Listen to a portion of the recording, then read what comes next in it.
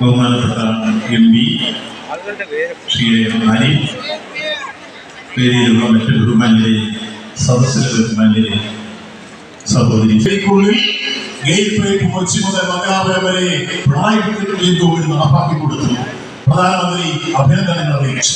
മലയോര ഹൈവേയും തീരദേശ ഹൈവേയും വയൽക്രികളുടെ സമരം കണ്ടു. ഉത്തര കേരളത്തിൽ എന്നും വലിയ സമരങ്ങൾ ഉയർത്തിക്കൊണ്ടുവന്നു. ഇപ്പൊ കിളിയെല്ലാം പാതുപോയില്ലേ? ഇതാ മലയോര ഹൈവേയും തീരദേശ ഹൈവേയും യാഥാർത്ഥ്യമാകുന്നു. 2025 കമ്മീഷൻ ചെയ്യാൻ പോകുന്നു നമ്മുടെ തീരദേശ ഹൈവേയും അതുപോലെ മലയോര ഹൈവേയും. അഭിമാനകരമായ മുന്നേറ്റങ്ങളുടെ മറ്റൊരു ഉള്ളടക്കമാണ്. എന്തിനേറെ കൊച്ചിയിൽ ഞങ്ങൾ വാട്ടർ മെട്രോയാണ് യഥാർത്ഥത്തിൽ വൈപ്പിൻ ദ്വീപിലേക്ക് പോയത്. ഇന്ത്യയിൽ ആദ്യമായി വാട്ടർ മെട്രോ നടപ്പാക്കിയ സംസ്ഥാനമായി കേരളം മാറിയിരിക്കുന്നു. മെട്രോ നടപ്പാക്കിയിരിക്കുന്നു.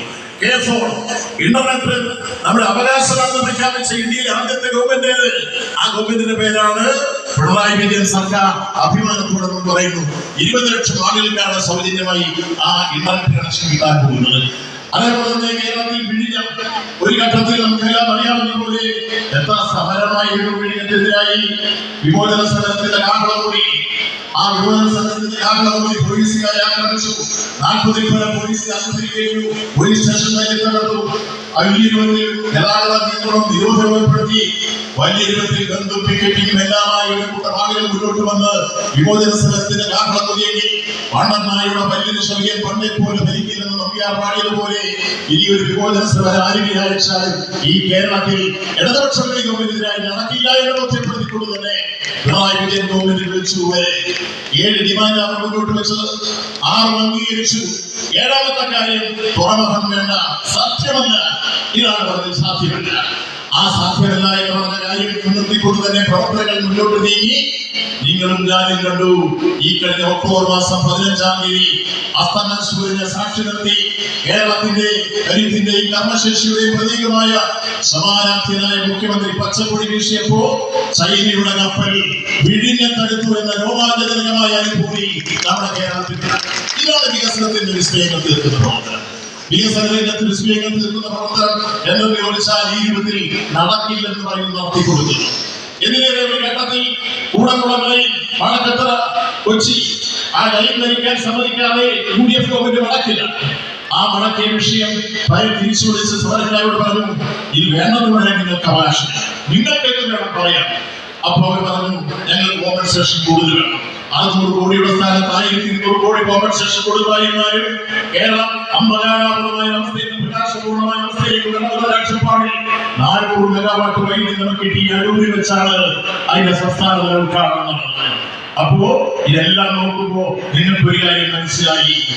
ഈ യുഗത്തിന്റെ സാമൂഹ്യ ശക്തിയെ വായുവിന്റെ ചൈതന്യ രീതികൾ ഈശ്വരനല്ല, മാന്ത്രികനല്ല, പച്ചമണ്ണിൻ മനുഷ്യത്വമാണ് ഞാൻ എന്ന് വൈരാപ്പാടി എത്തുന്നത് പോലെ ഈ യുഗത്തിന്റെ സാമൂഹ്യ ശക്തിയായി പിണറായി സർക്കാർ നിങ്ങളോടൊപ്പമുണ്ട് എന്ന് കൃത്യമായി മനസ്സിലാക്കിയ വികസനങ്ങൾ കൃത്യമായി നടന്നുകൊണ്ടിരിക്കുന്നു. അപ്പൊ വികസനങ്ങളുടെ രംഗത്ത് വിസ്മയങ്ങൾ തീർന്നു. ഈ നാടിന്റെ എല്ലാ തരത്തിലുള്ള ജനകീയ പ്രശ്നങ്ങളിൽ സമയോചിതമായി ഇടപെട്ടു ജനങ്ങളെ ആശ്വസിപ്പിച്ചും സഹായിച്ചു മുന്നോട്ട് വരുന്ന ഗവൺമെന്റ് ഇന്ത്യയിൽ ഇറങ്ങി വിളിച്ചാൽ അത് കേരളത്തിൽ ഇടതുപക്ഷ മുന്നണി ഗവൺമെന്റാണ്, പിണറായി സർക്കാരാണ് എന്ന കാര്യത്തിൽ സൂചിപ്പിക്കുന്നു. ഇവിടെ ഇത്തരത്തിലുള്ള നവകേരള സദസ്സുമായി ഞങ്ങൾ മുന്നോട്ട് വരുമ്പോൾ ഇന്നിപ്പോ ബഹുമാനായ APCC പ്രസിഡന്റ് പ്രസ്താവന വന്നിരിക്കുന്നു. മുഖ്യമന്ത്രിയുടെ ഗൺമാനെതിരായി, മുഖ്യമന്ത്രിക്കെതിരായി ഞങ്ങൾ സമരം ഇനിയും തുടരും, പ്രതിഷേധിക്കും, ചുമതലയും കല്ലറയും. ഞങ്ങളുടെ പിള്ളേർ അത്ര പാവമൊന്നുമല്ല എന്നാണ് അദ്ദേഹം പറഞ്ഞത്. ആ പാവമല്ലെന്ന് ഞങ്ങൾക്ക് നേരത്തെ മനസ്സിലായി. വെട്ടിക്കുറച്ചു. അതുപോലെ തന്നെ IGST നമുക്ക് വെട്ടിക്കുറച്ചു. അതേപോലെ നെല്ലിന്റെ 782 കോടി രൂപ നമുക്ക് തരാതിരിക്കുന്നു. ഇതെല്ലാം എങ്ങനെയെങ്കിലും ഒന്ന് തടസ്സപ്പെടുത്താൻ കഴിയുമോ എന്നുള്ളത് ശ്രമിച്ചു, പലതരത്തിൽ ശ്രമിച്ചു. അതൊന്നും നടക്കാതെ വന്നപ്പോൾ ഞങ്ങൾ ബഹിഷ്കരിക്കുന്നു എന്ന് പറഞ്ഞ് മാറി നിന്നപ്പോൾ കേരളത്തിലെ ജനം, കേരളത്തിലെ പ്രതിപക്ഷത്തെ ബഹിഷ്കരിച്ച കാഴ്ചയാണ് നവകേരള സദസ്സുകളിലൂടെ, ഓരോ നവകേരള സദസ്സിലൂടെയും നാം കണ്ടുകൊണ്ടിരിക്കുന്നത്. അപ്പോ ആ എല്ലാവിധമായിട്ടുള്ള ശ്രമങ്ങൾ പറയുമല്ലോ, പഠിച്ച പണി 18 നോക്കിയിട്ടും പരാജയപ്പെട്ടപ്പോ ചില പുതിയ കാര്യങ്ങളുമായിട്ട് ഇറങ്ങിയിരിക്കുകയാണ്. ഞങ്ങൾ ഈ യാത്രയിൽ ഉടനീളം കണ്ണൂരിൽ ആദ്യം കല്യാശ്ശേരിയിൽ വെച്ചൊരു സംഭവം ഉണ്ടായി. അത് ബസ്സിന് മുന്നിലേക്ക് ചിലർ ചാടുകയാണ്. വ്യാജ ID കഞ്ചാവും ഒക്കെ ആയിട്ട് കുരുങ്ങി കിടക്കുകയാണ്. അതുപോലെ കിച്ചണുണ്ട്, അങ്ങനെ സ്വിമ്മിംഗ് പൂളുണ്ട്, അങ്ങനെ എന്തൊക്കെ ആക്ഷേപങ്ങളാണ് ഈ ബസ്സിനെ കുറിച്ച് ചില മാധ്യമങ്ങളും അതുപോലെ കേരളത്തിലെ പ്രതിപക്ഷവും BJPയും ഒക്കെ ഉന്നയിച്ചതെന്ന് നമ്മൾ ഓർക്കണം. ആ ബസ്സാണ് നമ്മുടെ മുന്നിലേക്ക് എത്തിയിരിക്കുന്നത്. ബഹുമാനപ്പെട്ട മുഖ്യമന്ത്രിയുടെ ആദ്യ ദിവസം മാധ്യമപ്രവർത്തകരെ ഇതിലേക്ക് ക്ഷണിച്ചതിലൂടെ ചില മാധ്യമങ്ങളും പ്രതിപക്ഷവും BJPയും ഒക്കെ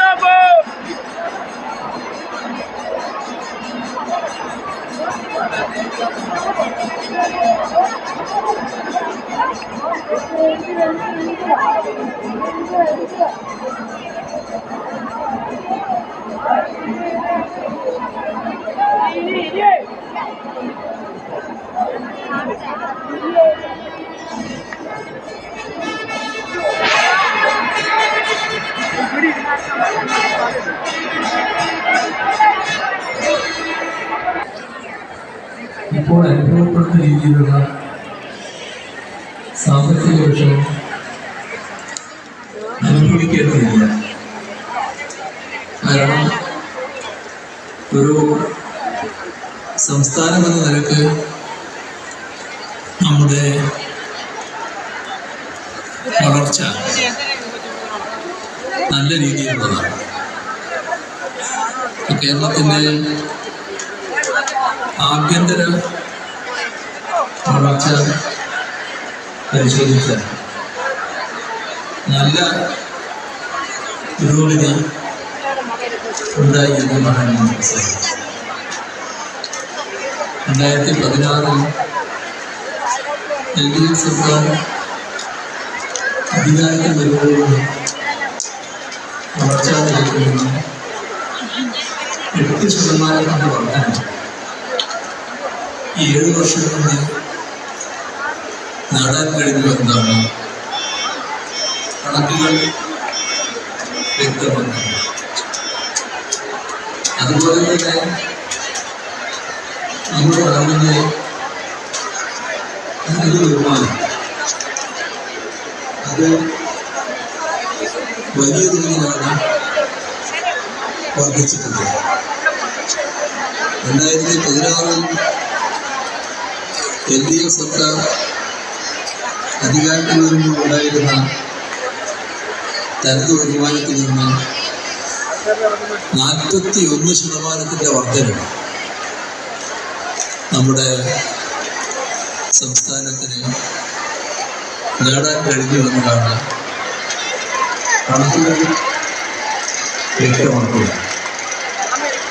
അതേപോലെ തന്നെ നമ്മുടെ സംസ്ഥാനത്തിൻ്റെ മൊത്തം ആഭ്യന്തര ഉത്പാദനം അത് വലിയ തോതിലുള്ള വർധനമാണ് ഉണ്ടായിരിക്കുന്നത്. 2016 നമുക്ക് 5,60,000 കോടി രൂപയുടെ ആഭ്യന്തര ഉത്പാദനം ഉണ്ടായിരിക്കുന്നത്. അതാണിപ്പോൾ 5 ലക്ഷം കോടിക്ക് പകരം 10 ലക്ഷം കോടിയായി 10 ലക്ഷം കോടി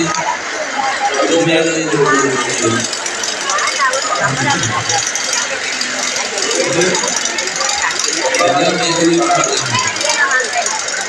നാടിൻ്റെ അഭിവൃദ്ധിയുടെ പോകാവുന്ന ഒരു സംസ്ഥാനമാണ് നമ്മുടെ പ്രസ്ഥാനം.